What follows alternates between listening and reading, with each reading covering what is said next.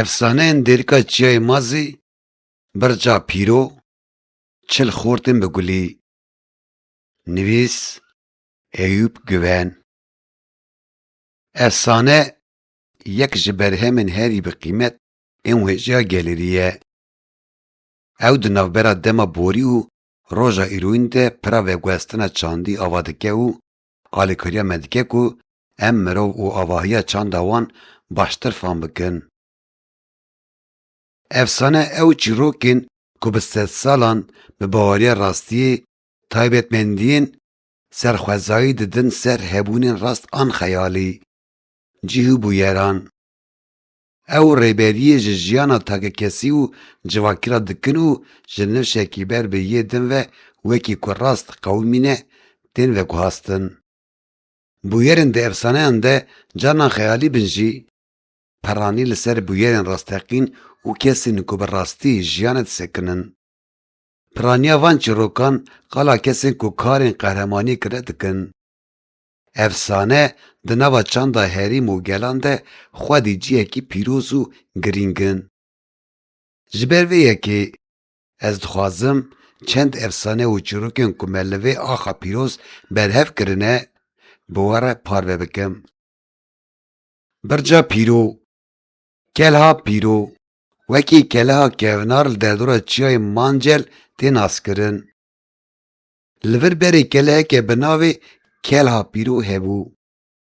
Lêbelê dîwar, bend û bircên vê kelehê wekî yên din nebûn.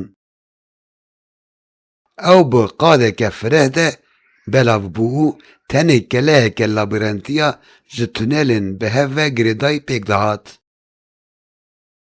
Tê gotin ku bi giştî çil tunelên girêdayî hev hebûn. Nîşaneyên ku hebûna vê kelehê piştrast dikin ev in.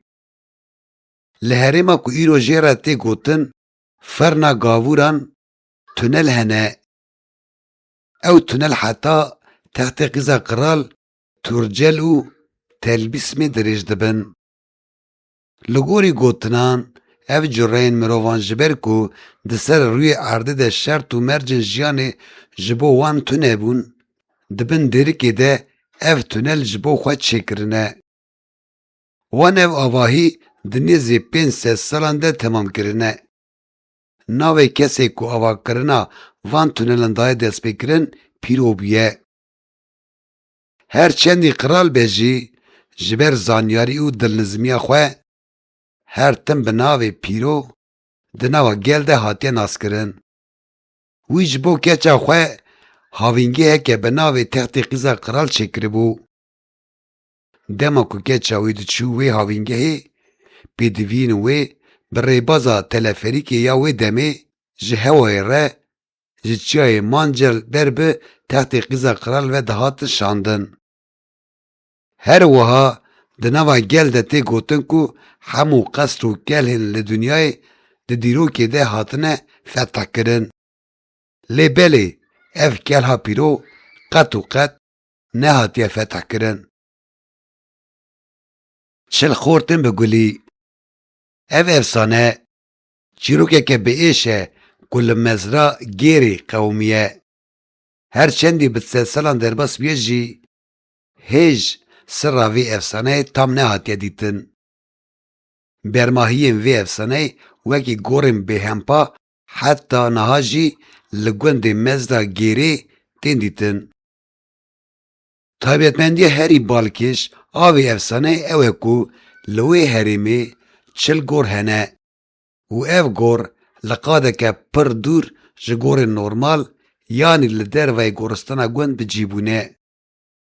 Li gorî vegotinên ku ji bav û kalan mane û ji nifşekî ber bi yê din ve hatine veguhastin, ev çîroka çil şervanin ji dûr ve hatine û porê wan girêdayî bûye.